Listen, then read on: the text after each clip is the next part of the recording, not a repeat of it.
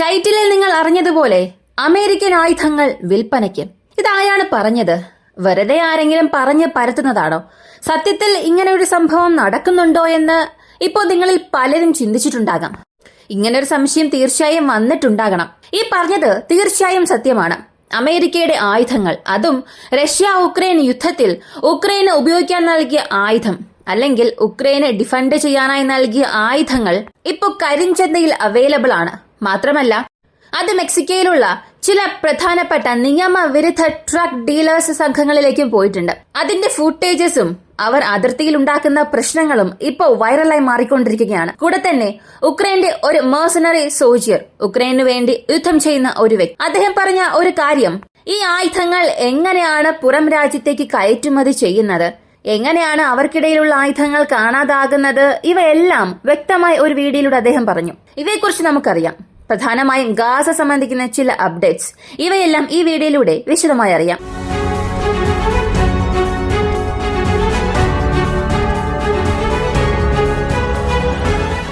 ഈ പ്രശ്നങ്ങളെല്ലാം ഉക്രൈനിൽ നിന്നാണ് നമ്മൾ ആരംഭിക്കേണ്ടത്.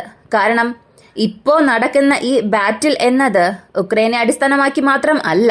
ഉക്രൈനിൽ നടക്കുന്ന ഈ പ്രശ്നങ്ങൾ കാരണം രാഷ്ട്രീയക്കാർ പലരും അവരുടെ രാഷ്ട്രീയ ജീവിതം നഷ്ടപ്പെടുത്തി. ഒരുപാട് രാജ്യങ്ങളിൽ അവരുടെ സമ്പദ് വ്യവസ്ഥ കീഴ്മേൽ മറിഞ്ഞു.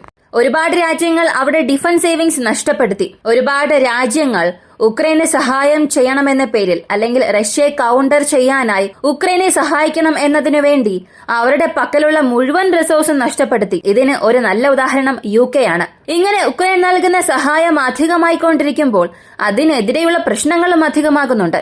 പോളണ്ടിൽ ഇപ്പോഴുള്ള ഒരു റേഷ്യോ എടുത്ത് നോക്കിയാൽ 10 പേരുണ്ടെങ്കിൽ അതിൽ ഒരാൾ ഉക്രൈനിയൻ ആയിരിക്കും. അത്രത്തോളം ഉക്രൈൻ ജനങ്ങൾ അഭയാർത്ഥികളായി അവിടെ പോയിട്ടുണ്ട്. എന്നാൽ അങ്ങനെ അകത്തേക്ക് വന്നവർ കാരണം പോളണ്ടിന് എന്ത് സംഭവിച്ചു? ഇവർ കാരണം പോളണ്ടിന് നന്മകൾ അധികമാണോ എന്ന് നോക്കിയാൽ അവിടെ ഉണ്ടാകുന്നത് പ്രശ്നങ്ങളാണ്. ഈ പ്രശ്നങ്ങളാണ് അധികമായിക്കൊണ്ടിരിക്കുന്നത്. അവിടെ ഉക്രൈൻ കാരണം ഉണ്ടാകുന്ന പ്രശ്നം 15% റിപ്പോർട്ട് ചെയ്തിട്ടുണ്ട്. ഈ 15% ചിലർക്ക് ഒരു വലിയ എമൗണ്ടായി തോന്നും. അല്ലെങ്കിൽ 100-ൽ വെറും 15% മാത്രമല്ലേ? ഇതൊക്കെ ഒരു കണക്കാണോ എന്നൊക്കെ ചിലർ ചോദിക്കാം. പക്ഷെ ഈ പറയുന്നത് പുറം രാജ്യങ്ങളിൽ നിന്ന് വന്ന ജനങ്ങൾ കാരണം ഉണ്ടാകുന്ന കുറ്റങ്ങളിൽ 15% അല്ല.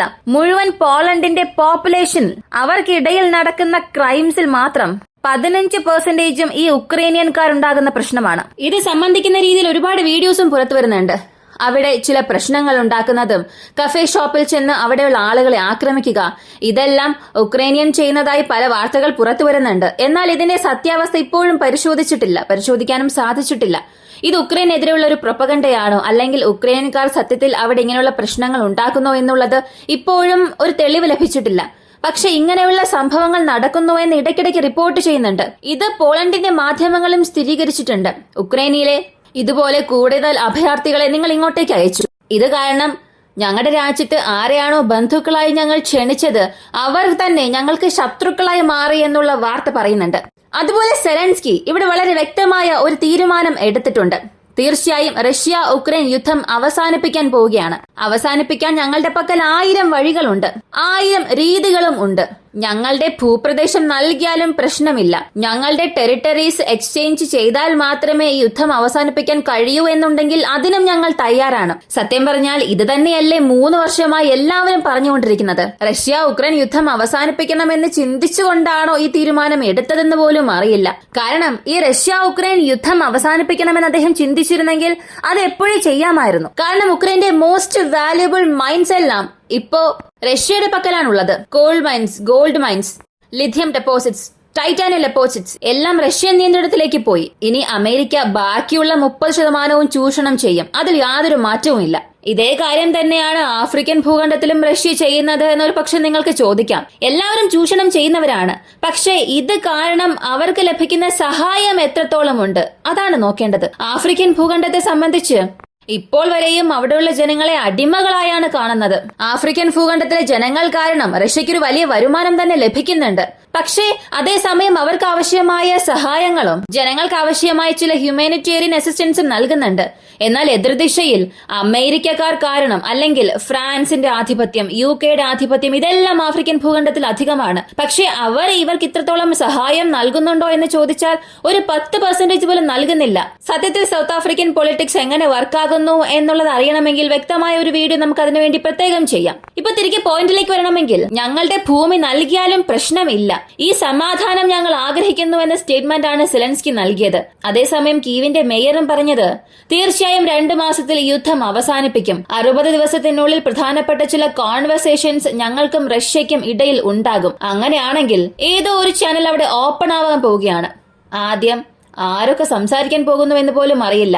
കാരണം പെട്ടെന്ന് ഈ 2 രാജ്യങ്ങളുടെ നേതാക്കന്മാരും ഒരുമിച്ച് സംസാരിക്കില്ല.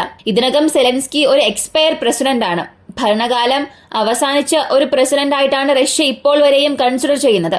അപ്പോ വീണ്ടും ഒരു 60 ദിവസം അല്ലെങ്കിൽ 1 മാസം കഴിഞ്ഞാൽ റഷ്യ ഉക്രൈൻ യുദ്ധത്തിൽ നിരവധി ട്വിസ്റ്റുകൾ ഒന്നിനു പുറകെ ഒന്നായി സംഭവിക്കും. അതിൽ യാതൊരു മാറ്റവും വേണ്ട. ഇപ്പൊ പ്രധാനപ്പെട്ട കാര്യത്തിലേക്ക് വരാം. ജാവലിൻ ഫോഴ്സേഴ്സ്, ഒരു ജാവലിന്റെ വില എത്രയായിരിക്കും? ചില $1000. ഇതിന്റെ പർപ്പസ് എന്താണ്? ഒരു ആന്റി ടാങ്ക് ഗൈഡഡ് മിസൈൽ. ഈ ഒരു ഇമേജ് ഇപ്പോൾ വൈറലായിക്കൊണ്ടിരിക്കുകയാണ്. മെക്സിക്കൻ അതിർത്തിയിൽ അവിടെയുള്ള ചില നിയമവിരുദ്ധ സംഘങ്ങൾ ഇത് ഉപയോഗിക്കുകയാണ്. ഒരു വ്യക്തി ഇത് കയ്യിൽ തൂക്കിക്കൊണ്ടുപോകുന്നുള്ള ഇമേജസ് എല്ലാം വൈറലായി തന്നെ പടരുന്നുണ്ട്. പലരും ഇത് കണ്ടിട്ടുമുണ്ടാകും. ഇത് പുറത്തു വന്നതിന് ശേഷം പാരലായി മറ്റൊരു ഇന്റർവ്യൂ വൈറലായി. ഇത് ഉക്രൈന് നൽകിയിട്ടുള്ള ആയുധമാണ്, എന്നുള്ളതിന് പല സപ്പോർട്ടിംഗ് എവിഡൻസസും ഉണ്ട്. അതുമാത്രമല്ല, ഒരുപാട് ബ്ലാക്ക് മാർക്കറ്റിലൂടെ അമേരിക്കൻ ആയുധങ്ങളും പുറത്തു വരുന്നുണ്ട്. എന്നാൽ ഒരു ട്രക്ക് ഫുൾ മുൻനിരയിലേക്ക് പോകാൻ തയ്യാറായി നിന്ന ആയുധം വെറും 14 മണിക്കൂറിനുള്ളിൽ ഉക്രൈനിൽ നിന്നും അപ്രത്യക്ഷമായി. അതും ഈ സാധാരണ ആയുധങ്ങളൊന്നും അല്ലാതെ അസോൾട്ട് റൈഫിൾസ്, ഗ്രനേഡ് ലോഞ്ചേഴ്സ്, ചില മുനേഷൻസ്, ആന്റി ടാങ്ക് ഗൈഡഡ് മിസൈൽസ് എല്ലാം വെറും 14 മണിക്കൂറിനുള്ളിൽ കാണാതായിട്ടുണ്ട്. ആ ഒരു ട്രക്കുമായി ചേർത്ത്. അതിനുശേഷം അതിന് എന്ത് സംഭവിച്ചു, എവിടെ പോയി, ആരെ കൊണ്ടും കണ്ടെത്താൻ സാധിച്ചില്ല. ഇതെല്ലാം ഉക്രൈന് വേണ്ടി യുദ്ധം ചെയ്യുന്ന ആ സൈനികന്റെ ഇന്റർവ്യൂ പുറത്തു വന്നതുവരെ മാത്രമായിരുന്നു. ഈ ഇന്റർവ്യൂവിൽ അദ്ദേഹം വളരെ വ്യക്തമായി ചില കാര്യം പറഞ്ഞു. ഉക്രൈന്റെ ഫ്രണ്ട് ലൈനിലേക്ക് വരുന്ന ആയുധങ്ങൾ എന്ത് കണ്ടീഷനിലാണ് വരുന്നത്, അങ്ങനെ അവിടെ വന്നാലും ഈ വരുന്ന ആയുധങ്ങൾ എങ്ങനെ പെട്ടെന്ന് കാണാതാകുന്നു. അതും സാധാരണ രീതിയിൽ കാണാതാകുന്നതല്ല. ഒരു റൈഫിൾ, 2 റൈഫിൾ കാണാതാവുക ഒരു സാധാരണ കാര്യമാണ്. അതെപ്പോഴും നടക്കുന്ന കാര്യമാണ്. അല്ലെങ്കിൽ ചില സ്ഥലങ്ങളിൽ മറന്നു വയ്ക്കുക, അതിനെന്തെങ്കിലും കേടുപാട് സംഭവിക്കുക, ഇങ്ങനെ പല കാരണങ്ങൾ കൊണ്ട് സംഭവിക്കാം. എന്നാൽ ഇതിനുമപ്പുറം അറിഞ്ഞുകൊണ്ട് തന്നെ ഉക്രൈൻ അധികാരികൾ കാരണം കൂടുതൽ വിലയ്ക്ക് ഇതിനെ മറ്റു സ്ഥലങ്ങളിലേക്ക് വിൽക്കുന്നുണ്ട്. കാരണം കരിഞ്ചന്ത എന്ന ലോകം തന്നെ വേറെയാണ്. അത് നമുക്ക് വളരെ എളുപ്പത്തിൽ ആക്സസ് ചെയ്യാൻ സാധിക്കില്ല. അങ്ങനെയുള്ളപ്പോൾ അതിനുള്ളിലെ മൂല്യം എന്താണെന്ന് പോലും നമുക്കറിയില്ല. പക്ഷെ കരിഞ്ചന്തയിലുള്ള ആയുധങ്ങൾ എന്നത് അതൊരു പ്രത്യേക ലോകമാണ്. അപ്പോ എത്ര പണത്തിനു വേണ്ടി ഇതിനെല്ലാം വിറ്റു എന്നുള്ളത് ആ ഒരു വ്യക്തിയും പറഞ്ഞു. ഇതിൽ പ്രധാനമായും അദ്ദേഹം നടത്തിയ ഒരു കുറ്റാരോപണം ഉക്രൈനിലുള്ള ഫ്രണ്ട് ലൈൻ കമാൻഡേഴ്സ് സൈനികരിലേക്ക് വരുന്ന ആയുധങ്ങളിൽ പകുതിയിലധികം ആയുധങ്ങളെ അവരുടെ സ്റ്റോക്സിലേക്ക് കൊണ്ടുപോയി വയ്ക്കുന്നു. അതിനുശേഷം തേർഡ് പാർട്ടി ബ്രോക്കേഴ്സ് വഴി ഇവയെല്ലാം അണ്ടർഗ്രൗണ്ട് വേൾഡിലേക്ക് പോകുന്നു. അതായത് കരിഞ്ചന്തയിലേക്ക് കൊണ്ടുപോവുകയാണ്. ഇങ്ങനെ കൊണ്ടുപോയതിനു ശേഷം ഓരോ ആയുധത്തിനും ഒരു വില നിർണയിക്കും. അതും നേരിട്ട് ഇവരെ ബന്ധിപ്പിക്കാതെ ഒരു തേർഡ് പാർട്ടി വഴി എങ്ങനെയെല്ലാം ഇതിനെ വിൽക്കാമെന്നുള്ളത് ഒരുമിച്ച് തീരുമാനിക്കുകയും അതിനായിട്ടുള്ള വിലയും നിശ്ചയിക്കും. അങ്ങനെ ആർക്കെല്ലാമാണോ ഈ ആയുധങ്ങൾ പോകണമെന്നുള്ളത് അവർ തീരുമാനിക്കും. ഇപ്പോ ഒരു രാജ്യം വളരെ സാമ്പത്തികമായി തളർന്ന അവസ്ഥയിലാണ്. പക്ഷേ എന്തു തന്നെ ആയാലും ആ രാജ്യം ആയുധങ്ങൾ വാങ്ങും. ആ രാജ്യത്തിന്റെ മുഴുവൻ വരുമാനം 100 രൂപയാണെങ്കിൽ അതിൽ ഒരു 60-70 രൂപ അവർ ഡിഫൻസിന് വേണ്ടി ചിലവാക്കാൻ തയ്യാറാണ്. പക്ഷെ അവർക്ക് ആയുധങ്ങൾ നൽകാൻ ആരും തയ്യാറല്ല എന്ന ചില സാഹചര്യമുണ്ട്. അങ്ങനെയുള്ള രാജ്യങ്ങൾക്ക് ആയുധം നൽകുക, അല്ലെങ്കിൽ നിരോധിക്കപ്പെട്ട പ്രസ്ഥാനങ്ങൾക്ക് ആയുധങ്ങൾ നൽകുക. ഇങ്ങനെ കരിഞ്ചന്ത ബിസിനസ് ഇപ്പോഴും അധികമായിക്കൊണ്ടിരിക്കുകയാണ്.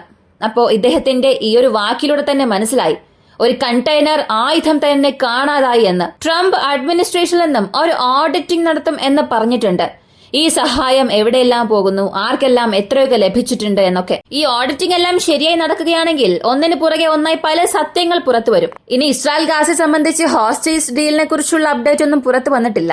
ഈജിപ്തിന് ഡൊണാൾഡ് ട്രംപ് ഇപ്പൊ ഒരു വലിയ ത്രെഡ് നൽകി. അതായത് ജോർദാന്റെ കിങ് അബ്ദുള്ള ഇന്നലെ അമേരിക്കയിലേക്ക് പോയിരുന്നു. ട്രംപ് അദ്ദേഹത്തെ റിസീവ് ചെയ്തു. ഇങ്ങനെ പോയതിനു ശേഷം അവർക്കിടയിൽ ഒരു മീറ്റിംഗ് നടന്നു. എന്നിട്ട് പുറത്തു വന്ന ഒരു പ്രസ്താവന, ആരെല്ലാമാണോ പാലസ്തീനരെ തങ്ങളുടെ രാജ്യത്തേക്ക് കടക്കാൻ അനുവദിക്കാത്തത്, അതിനാകെ ആഗ്രഹിക്കാത്തത്, ആരെല്ലാമാണോ പലസ്തീനരെ അക്സെപ്റ്റ് ചെയ്യാൻ ആഗ്രഹിക്കാത്തത്, അവരിലേക്ക് പോകുന്ന സഹായം അവസാനിപ്പിക്കും. ഇത് നേരിട്ടുള്ള ഒരു ത്രെഡാണ്, അല്ലെങ്കിൽ നേരിട്ടുള്ള ഒരു മുന്നറിയിപ്പാണ്. നിങ്ങൾ ഞങ്ങൾ പറയുന്ന കാര്യം അനുസരിക്കുന്നില്ല, പലസ്തീനരെ നിങ്ങൾ നിങ്ങളുടെ രാജ്യത്തിനുള്ളിലേക്ക് കയറ്റിയില്ല എന്നുണ്ടെങ്കിൽ തീർച്ചയായും പല ബില്യൺ ഡോളേഴ്സ് നിങ്ങളുടെ പക്കലേക്ക് ഇപ്പോഴും വരുന്നുണ്ട്. അതെല്ലാം ഞാൻ എന്തിനു നൽകണം, എല്ലാം അവസാനിപ്പിക്കുമെന്ന് തുറന്നു തന്നെ പറഞ്ഞു. അപ്പോ ഇതിന് ഈജിപ്തിന്റെ മറുപടി എന്തായിരിക്കും? കാരണം എപ്പോഴും ട്രംപ് പറഞ്ഞത് കേട്ടുകൊണ്ടിരുന്നാൽ അത് ശരിയാകില്ലല്ലോ, അതിന് യാതൊരു അർത്ഥവുമില്ല. ഇതിന് ഈജിപ്ത് പറഞ്ഞ മറുപടി തീർച്ചയായും പാലസ്തീനിയർ എന്നല്ല, അവിടെ നിന്ന് റീലൊക്കേറ്റ് ചെയ്യുന്ന ജനങ്ങൾക്ക് ഒരേ ഒരു പ്ലോട്ട് പോലും ഞങ്ങൾ നൽകില്ല. ആ സ്ഥലം എന്നത് ആ ജനങ്ങളുടെ അവകാശമാണ്. അവർ എവിടെയാണോ ഉള്ളത് അവർ അവിടെ തന്നെയാണ് താമസിക്കേണ്ടത്. ആ മണ്ണിൽ നിന്നും അവരെ പുറത്തേക്ക് കൊണ്ടുവരിക ഞങ്ങളെ കൊണ്ട് അംഗീകരിക്കാൻ കഴിയാത്ത കാര്യമാണ്. അവരവിടെ മാത്രമേ താമസിക്കാവൂ, അവിടെ മാത്രമേ ജോലി ചെയ്യാവൂ, അവിടെ മാത്രമേ അവർ സുരക്ഷിതരായിരിക്കൂ എന്നുള്ളത് ഈജിപ്തിന്റെ അഭിപ്രായമാണ്. അപ്പോ കാര്യങ്ങളെല്ലാം ഇപ്പോൾ വളരെ വളരെ ചൂട് പിടിച്ചുകൊണ്ടിരിക്കുകയാണ്. അറബ് രാജ്യങ്ങൾ ഇപ്പോഴെങ്കിലും അവരുടെ ഐക്യം കാണിച്ചില്ലെങ്കിൽ ഇത് മറ്റൊരു പ്രശ്നത്തിലേക്ക് എത്തിക്കും. കാരണം ഇസ്രായേൽ ഗാസ പ്രശ്നത്തിൽ ഇവർ വലുതായി ഒന്നും ചെയ്തിട്ടില്ല. നിങ്ങൾ എന്ത് ചെയ്തിട്ടും ഇസ്രായേലിനെ സ്റ്റോപ്പ് ചെയ്യാൻ സാധിച്ചിട്ടില്ല. ഇതേ അവസ്ഥയിൽ നിങ്ങൾ ഗാസ ജനങ്ങളെയും ആക്കുകയാണെങ്കിൽ തീർച്ചയായും മറ്റ് രാജ്യങ്ങൾ കാരണം ഇത് വലിയ പ്രശ്നമുണ്ടാക്കും. കാരണം ഗാസ ജനങ്ങളെ ഈജിപ്ത് എന്നല്ല, തൊട്ടടുത്തുള്ള ഏതൊരു രാജ്യവും അവരുടെ സർക്കാരും അംഗീകരിച്ചിട്ടില്ല, ജനങ്ങളും അംഗീകരിക്കുന്നില്ല. ഇപ്പോ ഇവർക്കിടയിൽ തന്നെ ഇങ്ങനെയുള്ള പ്രശ്നങ്ങൾ ഉള്ളപ്പോൾ ഗാസ ജനങ്ങളെല്ലാം വേരോടുകൂടി മറ്റൊരു രാജ്യത്തേക്ക് പറിച്ചു നട്ടാൽ അവിടെ വീണ്ടും പല പ്രശ്നങ്ങൾ ഉണ്ടാകും. പക്ഷെ എന്തെങ്ങനെയായാലും ട്രംപ് അദ്ദേഹത്തിന്റെ തീരുമാനത്തിൽ ഉറച്ചു നിൽക്കുന്നുണ്ട്. ഇതിന് അറബ് രാജ്യങ്ങൾ എന്ത് മറുപടിയാണ് പറയാൻ പോകുന്നത്, അല്ലെങ്കിൽ അറബ് രാജ്യങ്ങൾ എന്ത് തീരുമാനമെടുക്കാൻ പോകുന്നു എന്നുള്ളതിനെ അടിസ്ഥാനമാക്കിയായിരിക്കും ഈ പ്രശ്നം അടുത്ത ഘട്ടത്തിലേക്ക് പോവുക. ഈ ഒരു വീഡിയോയെ കുറിച്ചുള്ള നിങ്ങളുടെ അഭിപ്രായം എന്താണെന്നുള്ളത് കമന്റിൽ പറയുക. ഇങ്ങനെയുള്ള വീഡിയോസ് ആണ് താല്പര്യമുള്ളവരാണ് നിങ്ങളെങ്കിൽ ഇപ്പോൾ തന്നെ നമ്മുടെ ചാനൽ സബ്സ്ക്രൈബ് ചെയ്യുക. മറ്റൊരു വീഡിയോയുമായി വീണ്ടും കാണാം.